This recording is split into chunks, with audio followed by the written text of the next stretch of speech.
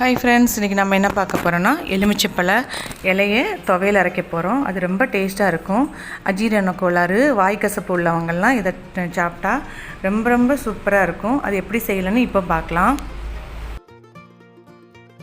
ஒரு கைப்பிடி எலுமிச்சம்பழம் இலை எடுத்திருக்கேன். கொஞ்சமாக கருவேப்பிலை எடுத்திருக்கேன். இனி அதை தனியாக எடுத்து வச்சிடலாம். இனி வறுத்தரலாம். அதுக்கு ஒரு கைப்பிடி கொத்தமல்லி விதை, 3 வரமிளகா,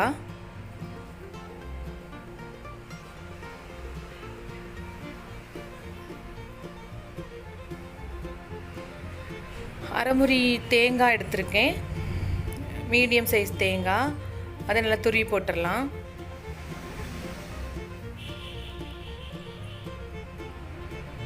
கருவேப்பிலை இப்போ உருவி போட்டுடலாம்.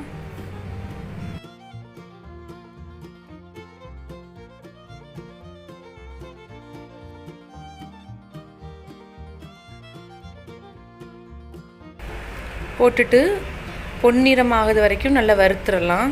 நம்ம கருவேப்பிலை போடும்போது அதோட ஸ்மெல் நல்லா இருக்கும், அந்த துவையலோட ஸ்மெல்லு.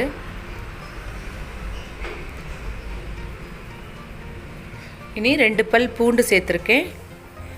சேர்த்துட்டு வறுத்துடலாம்.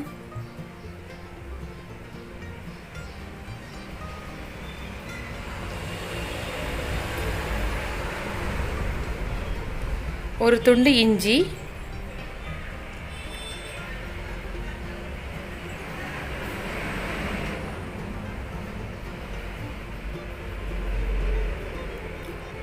ஓரளவு வறுபட்டாச்சு.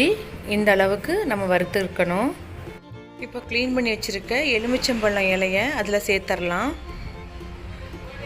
மிளகா கொத்தமல்லி இப்போ இல்லாதவங்க பொடி இருந்துச்சுன்னா கூட இந்த அளவு இப்போ சேர்த்துடணும். அதை ஒரு சின்ன துண்டு புளி சேர்த்துடணும். இது ரொம்ப ரொம்ப முக்கியம்.